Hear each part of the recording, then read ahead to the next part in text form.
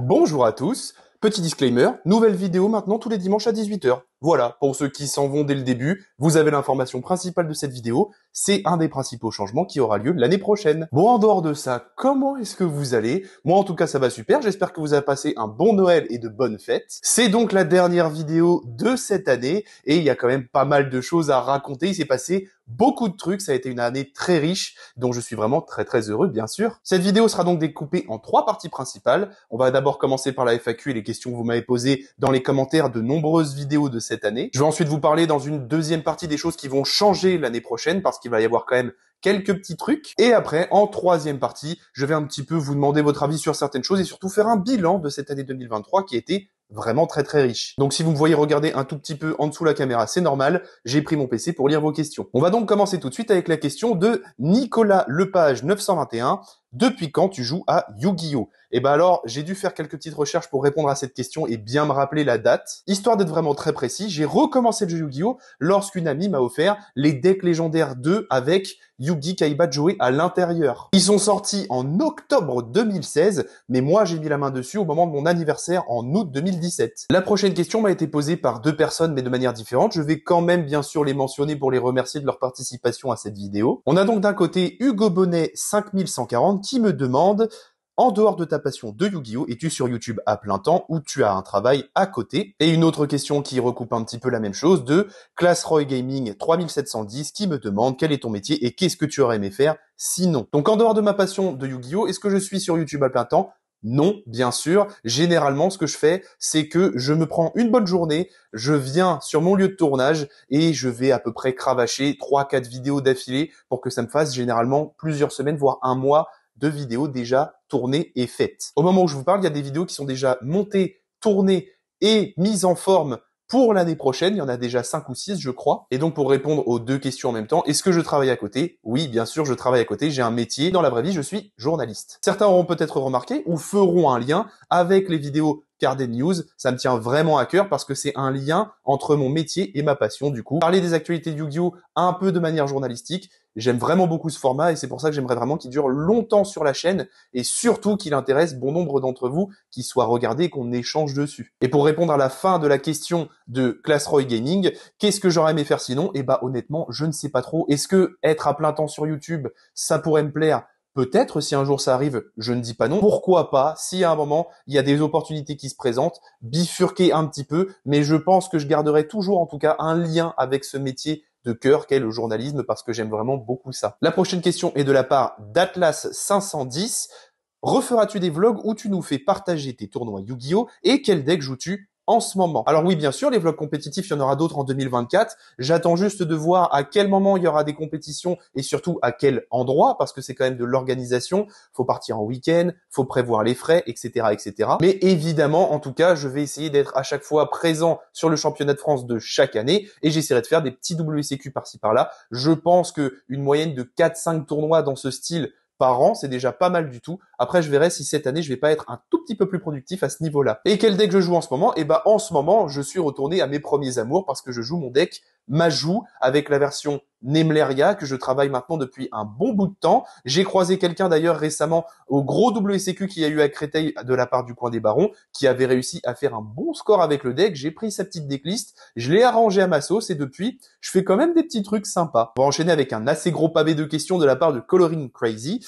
Comment a été pensé mon studio? Où se situe-t-il dans la maison? Est-ce une pièce dédiée? Et serait-il possible de faire un petit room tour de ce studio pour voir dans quel environnement tu tournes? Et enfin, vis-tu de YouTube? Je vais commencer dans le désordre, mais du coup, petit room tour, c'est déjà dispo sur la chaîne. Je l'ai tourné exprès justement parce que pas mal de personnes comme toi m'ont demandé de montrer un petit peu l'envers du décor et ce qu'il y a derrière la caméra. N'hésitez pas à aller voir cette petite vidéo, j'ai bien aimé la faire et apparemment elle vous a plu, donc je suis très content. Deuxième question à laquelle je vais répondre tout de suite, est-ce que je vis de YouTube? Bien sûr que non, je dois travailler à côté, bien que depuis qu'on ait atteint les 1000 abonnés, pour être tout à fait transparent avec vous, j'ai pu commencer à monétiser mes vidéos. C'est pour ça que maintenant vous voyez des pubs juste avant que la vidéo commence ou à la toute fin une fois que vous les avez terminées. C'est ça qui me rapporte de l'argent. Mais pour vous donner un ordre d'idée, la vidéo qui a fait le plus de vues sur la chaîne récemment depuis que je suis monétisé, c'est le meilleur set de tous les temps. On ouvre 3 displays de la dernière extension Rarity Collection avec 5200 vues. Cette vidéo ayant fait 5200 vues m'a rapporté quasiment 14 €. Donc bien sûr, c'est super cool, je ne dis pas, avoir autant de temps à passer, à tourner, à monter, c'est quand même du travail, donc avoir une récompense un petit peu financière pour ça, ça fait bien sûr plaisir, mais c'est donc pas du tout possible d'en vivre vu que les revenus seraient évidemment beaucoup trop bas. Pour répondre à la prochaine question de comment a été pensé le studio, eh ben ça a été une jolie prise de tête quand même. Je vais en même temps répondre aux deux autres questions avec ma réponse du coup, à savoir où ça se situe dans la maison, est-ce que c'est une pièce dédiée? Donc oui, c'est une pièce dédiée. Ça se situe dans mon ancienne chambre chez mes parents que j'ai complètement retapé et retravaillé. À savoir qu'en plus dans cette maison là on est sous toiture donc il y a des pentes. Mais ce studio je l'ai pensé pour comment ça rend le mieux en vidéo, l'angle de caméra, quel est le meilleur à avoir et surtout vu qu'il y a deux points de lumière qui sont là de ce côté-là au moment où je filme, ce sont deux Velux, comment bien les exploiter, comment ça peut bien rendre en vidéo, etc., etc. Bref, tout a été pensé au niveau de la lumière, de l'acoustique et aussi du décor. Je me suis quand même pas mal pris la tête, j'ai fait des plans, j'ai tourné un peu dans tous les sens dans la pièce pour voir comment ce serait le mieux, et ça donne ça, et je crois que franchement c'est pas trop mal, vous avez été nombreux au début de la chaîne à me dire ton décor et ta qualité de vidéo est ouf, donc merci beaucoup. Prochaine question de DJ5044, quel deck tu utilises le plus quand tu joues en compétition, et quel est ton deck préféré même si tu ne le joues pas forcément? Alors le deck que j'ai le plus utilisé en compétition, bien entendu, c'est les fûts vagabond brise, ces petits piou-piou. Après tout, j'y tiens beaucoup et j'y reviendrai à un certain moment de la méta parce que j'ai quelques petits trucs à cuisiner avec qui me paraissent vraiment pas mal. Et mon deck préféré, je pense honnêtement que c'est le deck Graine Majou parce que j'y reviens forcément à un moment. Si je veux chiller le jeu, me détendre et profiter, je vais juste sortir mon Graine Majou, profiter, bannir de la carte, norme Graine Majou, voir des gros yeux quand ils vont voir qu'il a 12 000 points d'attaque, et taper un bon gros coup, c'est ça qui me fait kiffer. Certaines personnes reviendront dans cette FAQ vu qu'ils m'ont posé plusieurs questions sous différentes vidéos. Là, ça va être le cas, par exemple, avec le philosophe manga 1085,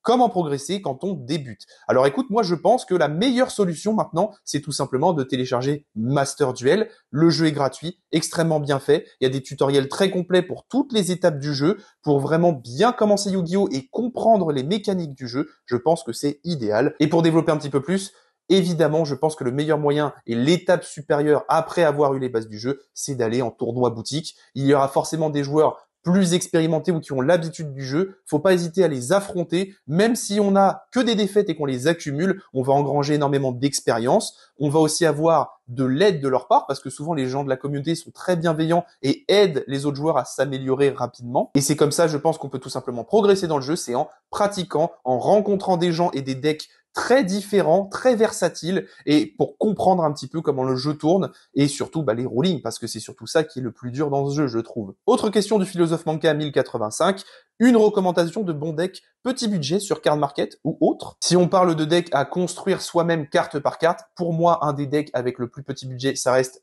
Flunderies, fût vagabond brise. Je ne dis pas ça parce que c'est mon deck compétitif préféré, mais parce que maintenant, la base du deck ne vaut plus grand chose. Il y a pas mal de cartes staple qui sont remplaçables par des cartes beaucoup moins chères. Donc honnêtement, c'est un deck qui fait des choses, du résultat, qui va être assez facile à apprendre. Et honnêtement, je pense que pour une bonne cinquantaine d'euros, en bricolant un peu avec d'autres cartes que les grosses staples qu'on voit dans le jeu, c'est possible de le jouer et qu'il fasse des trucs. Après, je sais que le deck Memento que je me suis fait récemment n'est pas excessivement cher, à part les grosses cartes en ultra de l'archétype qui, je pense, ont dû baisser depuis parce que le deck fait pas grand chose. Pour une soixantaine, voire 80 € grand max, on peut faire le deck. En plus, il est majoritairement archétypé, donc on va avoir pas énormément de cartes hors archétype à l'intérieur. C'est pour ça que le deck est plutôt abordable. L'extra deck, le gros problème, c'est qu'il faut aussi le prendre en compte et c'est ce qui va vite revenir cher, surtout dans certains archétypes. Le meilleur moyen, selon moi, ça reste les bons vieux decks de structure. Vous en achetez 3 exemplaires, ça vous fait grand max 40 €. N'oublions pas que Dark World, à la base, est remonté dans la méta depuis sa sortie en deck de structure. Donc, il y a quand même quelques trucs sympas à faire pour une quarantaine d'euros dans le jeu. Prochaine petite question de Krukil 7330. Comment as-tu connu Yu-Gi-Oh! Et le deck qui t'a marqué all time? Et bravo encore une fois pour les vidéos Kali sur Yu-Gi. J'ai dû lire la phrase en entier, pardon, désolé, mais du coup, merci beaucoup. C'est très très gentil de ta part. Et alors, pour répondre à ta question, moi j'ai connu Yu-Gi-Oh! Comme beaucoup de gens, de façon très peu originale, mais à travers l'animé, tout simplement, qui passait à la télé quand j'étais petit. Donc moi, Yu-Gi-Oh! C'est d'abord grâce à l'animé que j'ai connu, l'animé qui m'a donné envie d'avoir des cartes, comme tout bon petit gars à l'époque. Et le deck qui m'a marqué all time, alors ça dépend si tu veux parler en côté positif ou négatif. Honnêtement, je vais peut-être vous surprendre, mais le deck qui m'a marqué all time, c'est le deck Exodia. Avoir une manière de gagner où on te dit j'ai les 5 parties. Tu ne peux rien répondre à ça. Dans le jeu, rien n'existe pour arrêter Exodia. Je trouve que c'est quand même assez ouf. En plus, il y a quand même beaucoup de stratégies autour d'Exodia. Récemment, il y a un Américain qui a fait des dingueries dans un très gros YCS. Il a quand même réussi à top un petit peu avec le deck. Il a mélangé ça à Infernoble en plus, ce fou. En plus, il m'a aussi marqué dans mon âme d'enfant parce que n'oublions pas que saison 1, épisode 1, les 3 dragons blancs de Kaiba se font atomiser par cette carte. Donc je pense très honnêtement que le deck qui m'a marqué le plus all-time positivement, c'est Exodia. Encore une autre question qui va en recouper une autre, mais je vais quand même afficher la personne et y répondre à nouveau rapidement. Celle de Le Philosophe Manga 1085. Quelles sont les recommandations d'achat Yu-Gi-Oh pour les petits budgets? Tout simplement, moi je pense, les decks de structure. C'est un très bon point de départ pour le jeu. Généralement, en plus, il y a quelques bonnes petites staples réimprimées maintenant à l'intérieur. Et c'est surtout que si vous les achetez x3 pour un peu moins de 40 € en fonction d'où vous les achetez, et bah ça vous donne un deck quand même assez solide compétitivement parlant, qui ne va pas non plus se faire plier par la méta, qui peut avoir de la réponse, qui peut même gagner en fonction des decks. N'oublions pas que Traptrix, ça fait un peu de résulte, mais aussi le deck, bien sûr, Albaz, Branded, on le voit quand même beaucoup, même si aujourd'hui il est mélangé avec les illusions et les chiméras. Et enfin, j'ai gardé une petite question pour la fin exprès, parce que ce sera une très bonne transition avec la deuxième partie de cette vidéo, à savoir ce qui va changer l'année prochaine. Question de The Card Adventure. Es-tu à la recherche d'un partenariat? Parce que nous, oui, nous sommes une jeune boutique en ligne dédiée exclusivement à l'univers de Yu-Gi-Oh! Peut-être pourrions-nous collaborer ensemble? Eh bien, écoutez, justement, petite transition. Un partenariat, oui, pourquoi pas, avec grand plaisir. Si ça peut apporter des choses d'un côté et de l'autre, bien sûr. En plus, sachez qu'il se passe pas mal de choses dans ma vie perso qui font que, eh bien, je ne pourrai plus avoir certains produits Yu-Gi-Oh! Comme je les avais avant. La boutique où je me fournis va fermer définitivement, et donc je suis à la recherche d'un endroit où jouer et surtout d'un moyen de me fournir les displays en temps et en heure pour vous faire partager les ouvertures sur cette chaîne. Donc un partenariat, bien sûr que ça m'intéresserait avec grand plaisir. Ça fait partie des choses du coup qui vont faire partie d'une très bonne transition pour cette deuxième partie de vidéo. J'aimerais l'année prochaine faire beaucoup plus de featuring sur la chaîne, inviter des gens, croiser des gens, jouer avec des gens, qu'on ne voit pas seulement moi dans mon studio. Les vlogs, c'est vraiment effectivement très sympa. Ça fait sortir un petit peu du décor que vous connaissez. Ça modifie un petit peu les formats de vidéo. Et bon, ça fait un petit peu de social sur la chaîne parce que mine de rien, sinon c'est moi et ma caméra. Si jamais d'autres créateurs de contenu passent par là, eh bien sachez que j'aimerais beaucoup, voilà, faire des petits duels IRL, avoir des petits formats intéressants. J'ai quelques idées en tête si des gens sont prêts à m'accueillir et jouer avec moi. Il y a quand même pas mal de trucs à faire dans le jeu. Donc voilà, je pose ça là. J'essaierai de contacter certaines personnes que vous connaissez un petit peu sur la plateforme pour leur contenu Yu-Gi-Oh! J'espère qu'elles répondront de manière favorable à potentiellement un échange et un featuring avec elles. Et si c'est pas le cas, tant pis, c'est pas grave, on verra plus tard peut-être. Et dans l'autre cas, eh ben, j'espère que ça fera de belles vidéos et surtout que vous en profiterez. Autre information très importante que j'ai bien sûr donnée en tout début de vidéo pour ceux qui restent pas très longtemps, parce que oui, il y en a quand même, ça fait partie du jeu. Le dimanche à 18h, ce sera votre nouveau rendez-vous sur la chaîne pour pouvoir voir les nouvelles vidéos qui sortiront, parce que tout simplement, j'ai remarqué qu'à plusieurs moments cette année, j'ai eu un petit peu de mal à rendre dans les temps une vidéo le samedi à midi. Je trouve que c'est pas très correct vis-à-vis de vous parce que, eh ben, j'ai une parole à tenir. Je dis le samedi à midi, donc ça doit sortir le samedi à midi. Donc, pour plus de confort et surtout pour assurer des vidéos qui sortent de façon exemplaire, j'ai décidé maintenant de passer le dimanche à 18h. Ça me laisse plus de temps pour peaufiner le montage et surtout, vous, ça vous fait une petite fin de week-end sympatoche avec un truc à regarder avant le début de la semaine. Il y aura toujours, bien sûr, des vidéos qui sortiront les jeudis où il y a les sorties Yu-Gi-Oh! Parce que les sorties Yu-Gi-Oh! Ce sont toujours les jeudis. Donc, les ouvertures, dans la logique, sortiront grand maximum les jeudis à 20h. Il y a un autre truc aussi qui me tient plutôt à cœur, c'est la qualité des vidéos. J'essaie bien sûr de faire de mon mieux, mais c'est toujours améliorable et c'est pour ça que l'année prochaine, il va y avoir quelques petits changements à ce niveau-là. Déjà, je vais bien sûr changer de caméra, celle avec laquelle je suis en train de filmer. J'aimerais changer un petit peu, prendre quelque chose de plus adapté au contenu sur YouTube. Il y a un certain modèle d'appareil photo qui est idéal pour filmer et surtout un modèle qui ne se coupe pas pour éviter d'avoir des cas comme celui de la vidéo sur l'ouverture Rarity Collection où les 20 dernières minutes, il n'y a plus ma tête. Ça, j'ai pas vraiment aimé. Le son, c'est aussi quelque chose de très important. Dans cette pièce, je n'ai pas pu mettre de la mousse acoustique sur les murs parce que c'est en pente, c'est un peu compliqué et surtout, c'est très cher. Donc, pour pallier à ce problème, eh bien, à partir d'un certain moment l'année prochaine, vous verrez un micro avec une perche popper dans le point de vue de la caméra, tout simplement parce que je pense que le son c'est très important et d'autant plus que peut-être que maintenant j'enregistrerai les vidéos Yugi Story avec ce micro de bonne qualité parce que celui que j'ai juste ici fait l'affaire, mais c'est pas non plus un truc incroyable. Encore une fois, une très bonne transition. Parlons des Yugi Story. Je vais essayer d'être beaucoup plus régulier et carré sur les sorties de ces vidéos que vous avez l'air de beaucoup apprécier. Nombre d'entre vous m'ont découvert grâce à ces vidéos histoire. Et donc ces vidéos, pour être vraiment beaucoup plus pointilleux, je vais obligatoirement essayer d'en sortir une par trimestre. Donc normalement, vous en aurez le droit à 4 dans l'année. C'est déjà pas mal vu que c'est beaucoup de travail. Certains d'entre vous me poseront peut-être dans les commentaires la question, mais quand est-ce que tu t'attaques au lore à la base ?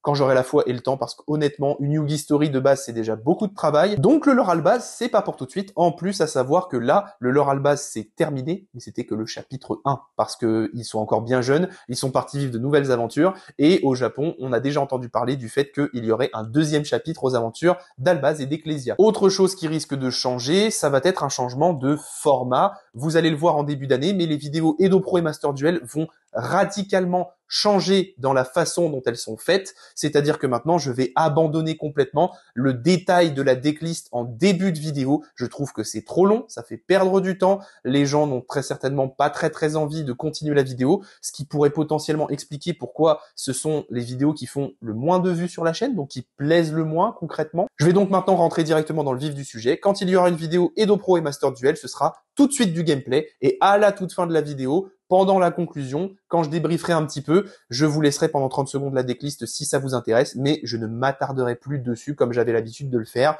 Je pense que d'autres formats de vidéos se prêtent mieux à ça, et d'ailleurs j'en discuterai un tout petit peu après. C'est un des projets dont j'aimerais vous parler dans la troisième partie. D'autres choses vont changer dans la mise en forme, la mise en page de la chaîne.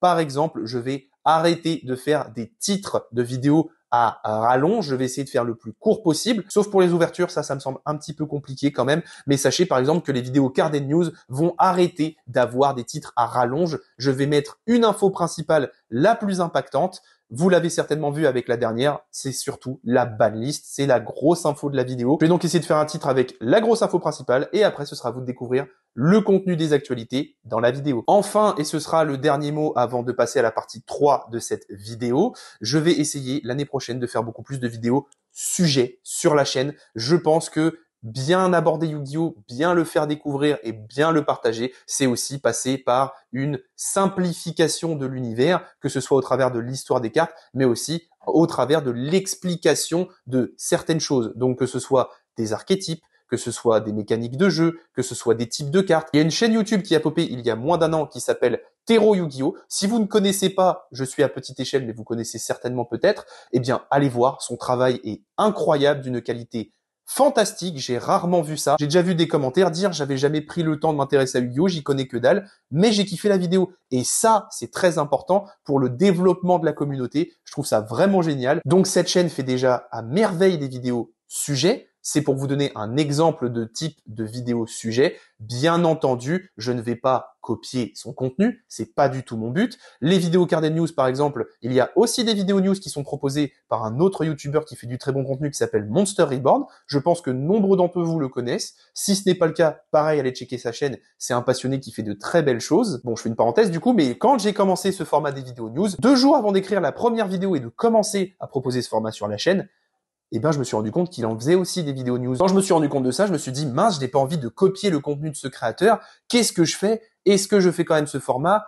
Oui, non, ça me tenait vraiment beaucoup à cœur. Donc, je me suis dit, en fait, ce n'est pas de la copie. C'est juste qu'on est plusieurs à faire en quelque sorte la même chose. Faut pas se dire ça. Par exemple, une grosse majorité des Yu-Gi-Tubers font des ouvertures et pourtant on ne se copie pas les uns les autres. Donc, j'ai décidé quand même de garder ce format actualité, tout simplement parce que, eh bien, je le fais à ma sauce. La façon dont aborde l'actualité Monster Reborn n'est pas ma façon de l'aborder. Donc voilà, c'était la parenthèse, mais sachez que son travail est aussi extrêmement bien fait. Dans un autre registre, on a aussi Yamiro, pareil, si vous ne le connaissez pas, ça m'étonnerait, mais lui, pour le coup, il fait des vidéos qui vont parler des dates de sortie. C'est super intéressant pour s'informer de quand sortira quoi. Moi, j'aime évidemment beaucoup ça. C'est pour ça que je vous donnais l'exemple au début de tout ce monologue de Tero Yu-Gi-Oh! Bien sûr, il fait des vidéos incroyables. Je vais essayer de faire des vidéos qui sont pas dans le même style. Ce n'est pas du tout le même niveau de montage et de qualité qu'à cette chaîne YouTube. Mais je vais, de mon point de vue, essayer de faire des vidéos qui vont aborder des sujets du jeu comme il le fait. À partir du début de l'année prochaine, vous verrez donc beaucoup plus de vidéos qui vont parler de sujets autour du jeu. Bien entendu, je vais faire des vidéos qui ont déjà été abordées, mais je vais encore une fois essayer d'apporter mon regard ou une petite particularité à ma sauce. Par exemple, les cartes les plus vendues aux enchères. Ce ne sera pas les cartes Yu-Gi-Oh les plus chères, mais celles qui ont déjà été vendues et les plus chères, mais aux enchères. Troisième et dernière partie de cette vidéo, parce qu'il va falloir un moment que j'arrête de parler. Je pense que cette vidéo sera déjà beaucoup plus longue que prévu. Déjà, encore un immense merci. Honnêtement, c'est un truc de fou. En un an, je pensais pas du tout réussir à atteindre l'objectif des 1000 abonnés. On est maintenant 1210 au moment où je parle et où je tourne cette vidéo sur la chaîne. Je trouve ça vraiment fantastique d'avoir autant de personnes qui s'intéressent au contenu que je propose. Donc, un immense merci à vous. J'essaierai bien sûr de produire des vidéos encore plus qualitatives, d'aller toujours plus loin pour essayer de partager cette passion du Yu-Gi-Oh avec des gens bien sûr qui s'y connaissent, mais aussi pour essayer d'attirer des gens qui ne connaissent pas. Après tout, on a un univers merveilleux et je pense que c'est très important de montrer aux gens que c'est plus qu'un jeu de cartes. C'est vraiment une communauté, c'est des gens en or, c'est vraiment des trucs incroyables qui se passent. Et voilà, je pense que c'est vraiment très très important de faire partager ça aux autres. Donc cette année 2023 était très riche parce qu'on a eu les 1000 abonnés, on a eu quand même des produits de fou furieux quand même, entre Rarity Collection, les réimpressions des 25 ans, les coffrets des 25 ans. L'année prochaine, je ne sais pas comment ça va se passer, mais honnêtement, je ne pense pas que ce sera une année aussi folle que celle-là. Après, sait-on jamais, Konami nous fait vraiment de belles surprises ces derniers temps, donc franchement, je kiffe de plus en plus Yu-Gi-Oh! Pour moi. Cette année, c'était l'année Yu-Gi-Oh! La plus incroyable que j'ai jamais vécue. C'était une année aussi très marquante pour moi au niveau compétitif. C'est la toute première année que je m'investis autant dans le jeu compétitif Yu-Gi-Oh! Le YCS de Lyon, le championnat de France, les WCQ que j'ai fait à Paris ou à Dunkerque. J'ai eu la chance aussi de rencontrer, croiser et parler un tout petit peu à Zulu. Je le remercie encore énormément, sait-on jamais si tu passes par là. C'est grâce à lui que j'ai commencé à m'intéresser vraiment à Yu-Gi-Oh! Quand j'ai commencé avec mes potes,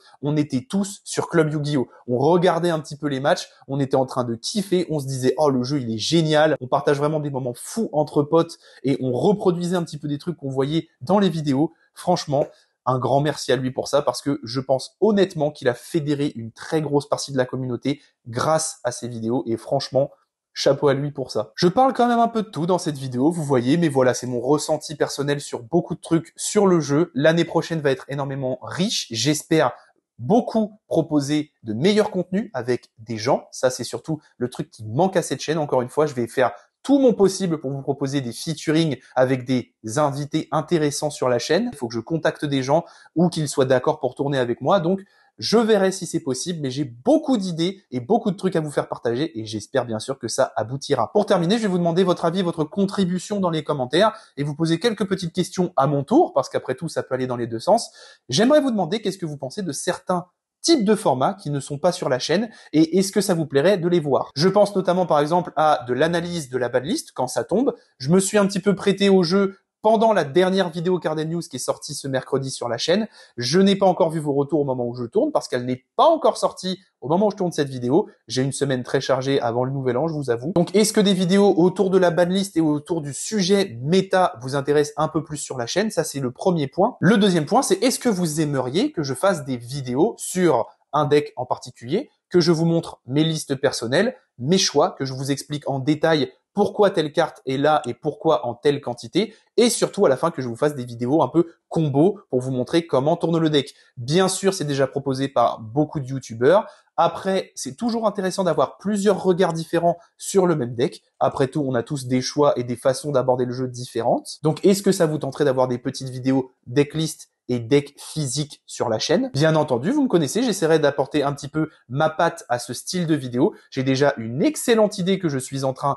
d'appliquer pour ce type de vidéo. Pour vous donner une petite idée, si ce concept arrive à terme et que j'arrive à bien gérer le truc, vous aurez au minimum 24 vidéos sur des sujets de deck comme ça. Donc, à vous de voir si ça vous intéresse. Moi, ce sera avec un très grand plaisir que je vous partagerai ça. Et enfin, dernière question, est-ce que ça vous intéresserait d'avoir des vidéos qui sont centrées autour de certains grands visages de la communauté Yu-Gi-Oh! Je trouverais ça très intéressant d'aller voir des champions comme Gabriel Choussi ou Samir Bachar, de leur proposer un angle, bon ça c'est un terme très journalistique, mais du coup de leur poser une question très particulière sur le jeu et de voir leur point de vue sur celle-ci, comment ils abordent le jeu compétitif, comment ils construisent les decks et les statistiques, comment ils les appliquent en termes de quantité de cartes dans les decklists. Pour eux, quelle est la bonne logique compétitive. Bref, des astuces de champion entre grandes parenthèses, parce que ce sont quand même des visages qu'on voit revenir très souvent, qui font beaucoup pour la communauté compétitive Yu-Gi-Oh! Et je trouverais ça hyper intéressant d'avoir leur point de vue au travers d'une vidéo sur